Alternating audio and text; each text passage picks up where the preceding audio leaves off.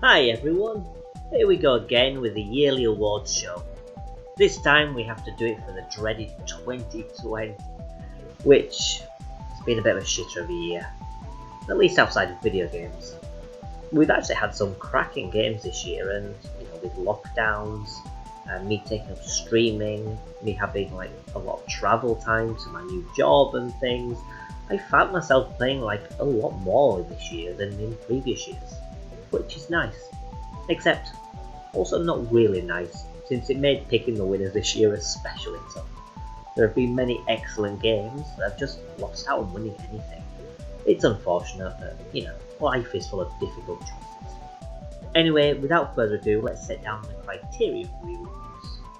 First of all, as always, the awards are for games that I've played this year, not necessarily for games that have released this year. So there are going to be games that released prior to 2020, but they get an award because I played them this year. I know it's a bit of an unusual approach, but hey ho. It's also going to focus on Switch games as well, so there won't be any other consoles here. Usually I do a Saturn Awards show, which unfortunately has been cancelled this year due to various things that have happened this year. But this one's going to focus on Switch. Next year there'll be a Saturn one as normal, and also the normal Switch one too.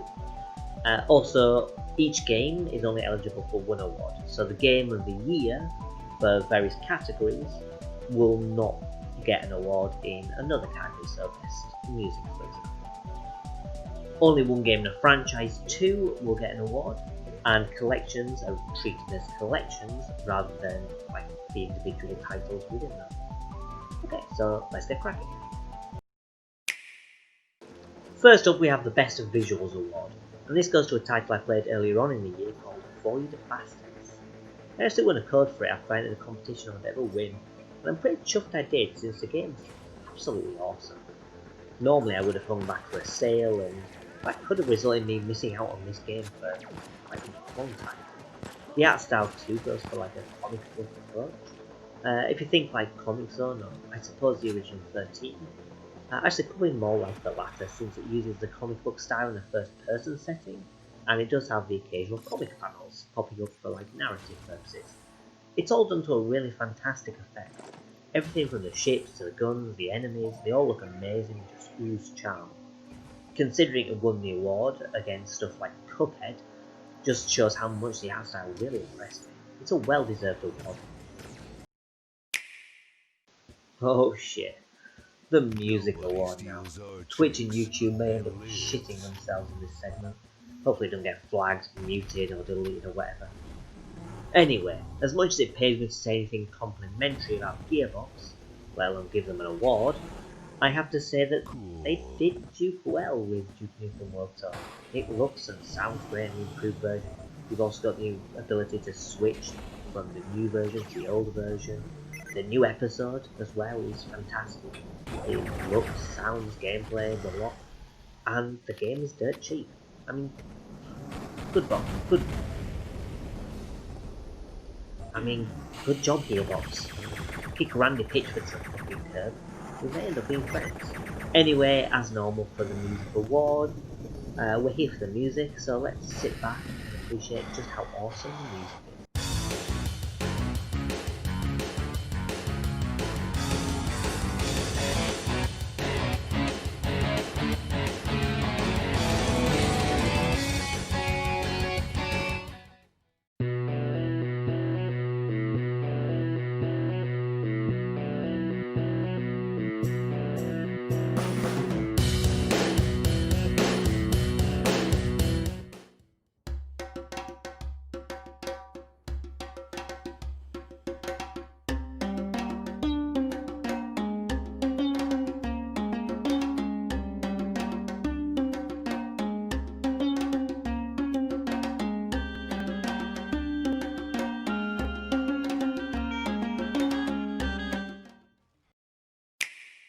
Surprisingly, there have been a number of games this year that have had a quite decent storyline, but there's only one that completely invested me all the way from the start to the end, and that's The Outer Worlds. Made by Obsidian, they take the Bethesda RPG formula and put their own twist on it. Instead of having a huge open world, the game's comprised of multiple smaller worlds that you tackle and then move on, with rarely a need to come back. Doing so has allowed them to craft a much tighter story experience, and is kind of less likely to bog you down since the backtracking and getting sidetracked is kept to a minimum. This has resulted in a cast of interesting characters that you genuinely care about and you want to help. Not just companions, but like other NPCs too. Obsidian really shows that they can up Bethesda. They did it with Fallout when they did New Vegas, and they've done it again, now with the Outer Worlds. Here's hoping that the DLC ends up arriving on the Switch too. Quite a few games have surprised me this year, and my pick was a title that came right at the end. Now, all the way through the year, I was sure that Elder Scrolls Blades was going to nab it, after I had such a whale of a time with it. But at the end of the day, at the 11th hour, a little game called Cyber Protocol came along. For transparency, Cyber Protocol was actually gifted to me by the dev at the end of the year to cover on my indie stream. I wasn't exactly excited for it, but it's a free game, it looked like it could be okay. I was expecting to play it and then probably abandon it. Screenshots looked like basically Cyberpunk Pac-Man, and that's basically what I was expecting. This isn't what it ended up being.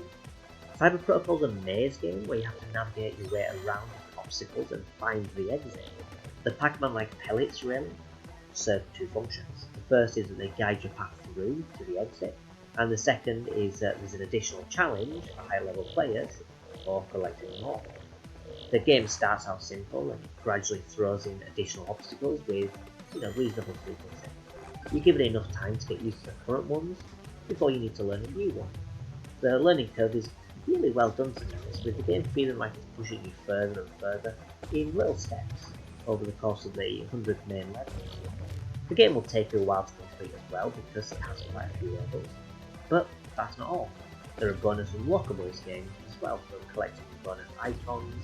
There's a multiplayer mode as well where you go head to head with other people. So even when you beat the game, there's enough to drag you back in order to nail that 100% completion. Cyber Protocol really sunk its teeth into me and I was hooked all the way through. I mean, not every level is a winner. There are a few that maybe need an extra checkpoint to help frustration from replaying larger chunks of the level, but most are excellent and a lot of fun. The game regularly goes on sale as well too for like 99 cents in the eShop, so there's really no reason not to pick it up and give it a shot. It certainly was a big surprise and a pleasant surprise. Fucking hell, Paratopic is weird. Everything about it is just odd. It came out on the eShop out of nowhere with its weird name, Switch icon, cheap price. For all intents and purposes, it appeared to be one of the many shovelware titles that get dumped on the eShop. However, Paratopic also sports PS1 era graphics and a strange horror plot. So how could I not play it? I mean, in essence, the game's a walking simulator and it follows the exploits of the three protagonists. Saying more about the plot is kind of impossible without spoiling it, but expect a very David Lynchian plotline that you really have to dissect and piece together, but it unsettles you throughout. It's not a very long title, you can beat it in an hour, but it definitely stuck with me and I've replayed it multiple times in order to piece together everything. It really is a hidden gem, despite not being for everyone. If the game seems intriguing to you though, I'd say definitely jump on it. Okay, we're halfway through now, so let's take a breather, and perhaps you can go grab yourself a coffee before we move on to the real big hitters. The previous games win their respective categories, but the next 5 represent my games of the year. Due to the nature of modern gaming though, I don't think it's appropriate to pit like every game together, so I'm going to divide the games of the year into different subcategories. We'll have budget games, so ones that are under $5, retro titles, ports, which not necessarily retro but titles imported from a recent generation, indie titles, and AAA. Maybe you disagree with how I split up the different categories, but for me it seems like the fairest way of doing it. So my first big game of the year award is for the best budget game. So many budget games are released on the eShop, with many of them being shovelware, let's face it. But there are some real gems out there that can be picked up for next to nothing. The one that I really enjoyed the most was Super Punch Patrol. made by the dev who brought us the excellent Gunman 5 games. And yes, I think it is literally one dev. Super Punch Patrol is effectively Streets of Rage, but with a sketchbook art style. The gameplay and animation is absolutely top notch. It has adjustable difficulty options for all skill levels, and a ton of unlockable character skills. This really is a labour of love, just like Gunman 5 was. Whilst the game is a blast in single player, like all beat-em-ups, cooperative mode is where it really shines the most. Tag teaming ridiculous bosses like the tall dude in a shark costume is so much fun. Not only is this a fantastic beat-em-up for the price, but I actually think I like it more than the Streets of Rage games. It's that good. We all know the Switch is a treasure trove of ports and retro titles. Many classics from gaming history have been brought over, either individually or part of a collection. One such retro collection is Super Mario 3D All-Stars. Now, part of me doesn't want to give the game a award just because of how lazy the collection is. Mario 64 wasn't made widescreen, there's no border selections either, it's shrunk down to 4:3, black around the outside. The selection menu as well for the collection is bare bones with pretty much no extras. For the most part, this is just a few emulated Mario games with very little in the way of improvements or even extras. But boy are those Mario games damn good. Mario 64 feels a little dated these days, the controls aren't particularly tight and the camera's dreadful, but it's stayed far better than many other games around the time. It's still a lot of fun. Meanwhile, Sunshine and Galaxy look stunning in HD and could easily be current generation games. They've really held up that well. Sunshine still ranks as one of my favourite Mario games, and Galaxy, while probably my least favourite of these three titles, still contains some really great platforming and is just all that fun.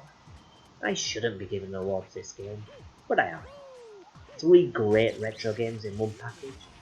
Honestly, it's a must-own title. As for the best port category, these differ from retro by being limited to games that have been ported from last generation consoles.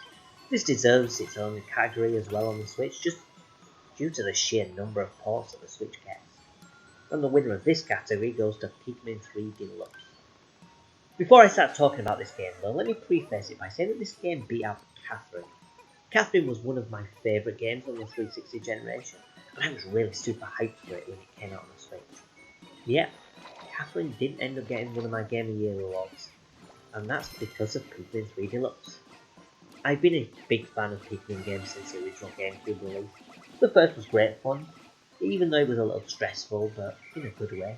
The second two was great with some fantastic additions, although the caves were slightly overdone. I never got a chance to play the third game though, due to it being tragically on the Wii U. This port though manages to rectify that and rekindle my love for the series. The main game has a time limit for the original, because you have limited supplies, although it's never really much of a concern.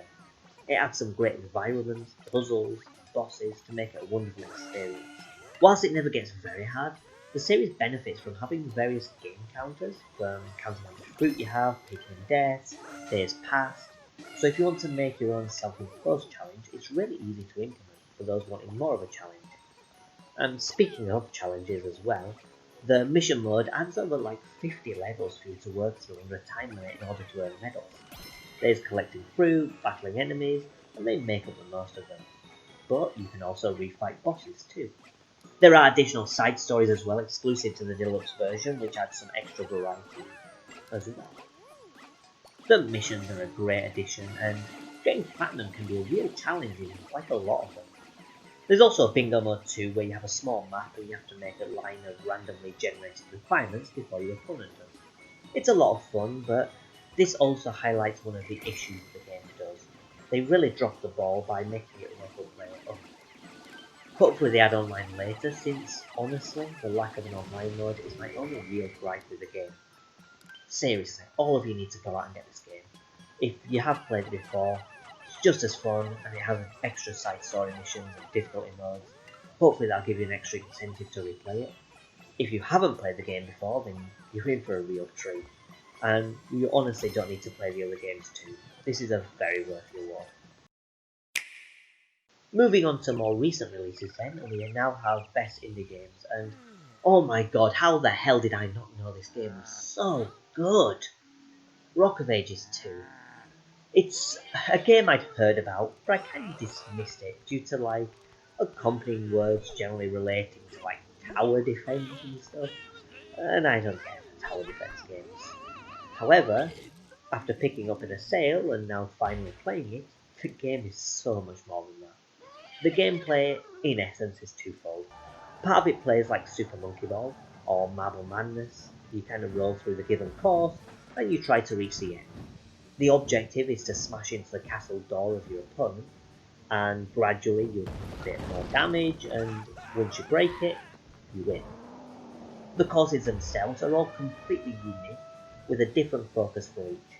So there could be one with lots of twists and turns, and then the next could just literally be straight lines, firing over huge aqueducts. And then maybe in another you get some platforming to do. Each level is completely different, and the courses are littered with a variety of traps and enemies. And that leads us to the other part of the gameplay. So once you smash through the castle door, your hero will start creating another rock for you to control. And in the meantime, you basically need to plant enemies and obstacles on your opponent's playfield in order to get an advantage. So you can knock them off course, for example, which will result in a time delay. You can slow them down with things like sticky sheep, or you can use things to damage or destroy the boulder.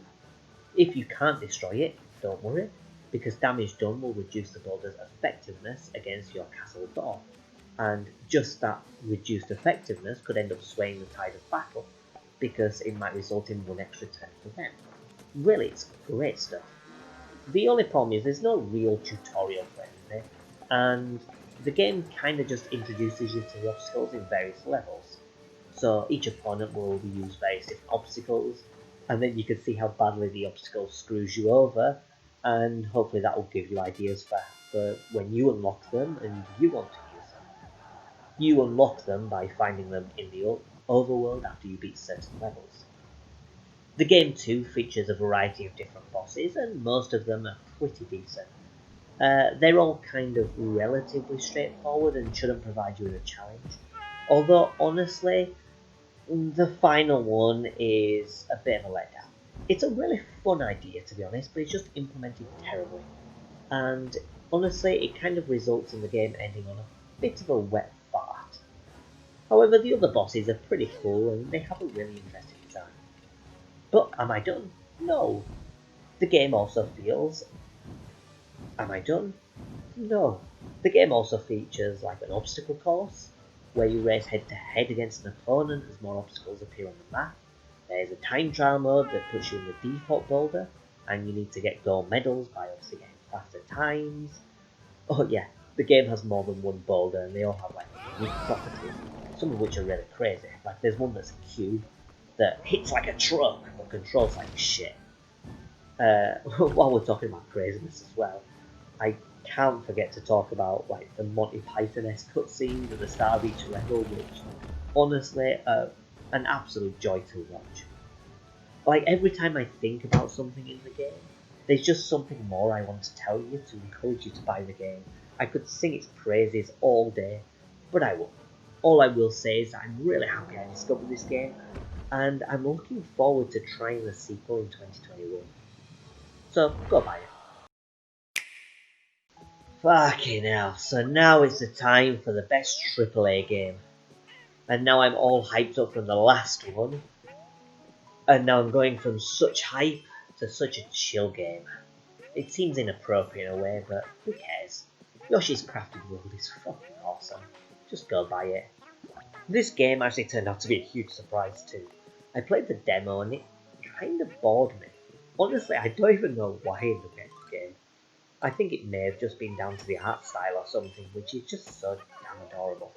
Being craft based, everything has a craft like theme to it, and it really looks like it, could be assembled for realsies. Even the main protagonist, antagonist, and bosses look craft like too, although it's a shame that the enemies weren't given the same treatment. Anyway, not that it matters. The game is so much fun. As Yoshi, you travel across a variety of different levels. They've got their own themes and gimmicks, and you make your way through trying to find flowers. Some of the flowers are pretty well hidden, or require you to succeed in various trials, and getting through each level is pretty straightforward, but getting 100% can be a bit more difficult. The game rewards exploration too, so you feel really satisfied once you max everything out. There are a variety of bosses, as I say, which look craft-like, and there's a cutscene showing them being assembled. The bosses aren't particularly challenging, but they are pretty fun to fight, and it's quite fun learning their patterns. The game isn't perfect though. The music tends to be the same few tracks over and over, and they really get on your tits after a while. The game also has a weird difficulty spike as well with the true final boss. It's quite relaxed and builds up the difficulty gradually, but then the final boss is just ridiculous. It's like borderline cruel, especially when it comes to the extra flower that you get. If you want to get 100% and you want to get the extra flower for the boss, you're in for a tough time. Anyway, I had a blast while trying to get 100%, and despite that big difficulty spike at the end, I had a lot of fun with the game. And even though I've 100%ed everything, I do still plan to replay it, maybe even speedrun it at some point. It's such a great game, one of the best AAA games I've played this year. Well, not the best AAA game I've played this year, but it's one of my favourite Switch games too. So there we go. That wraps up another awards show. 2020 was pretty crazy, but I played some really quality games throughout the year. I honestly hope that 2021 has some awesome titles in store for me. Looking at some of the lineup for some of the upcoming games, I think it could do. Anyway, I'll see you all then in 2021. Bye everyone.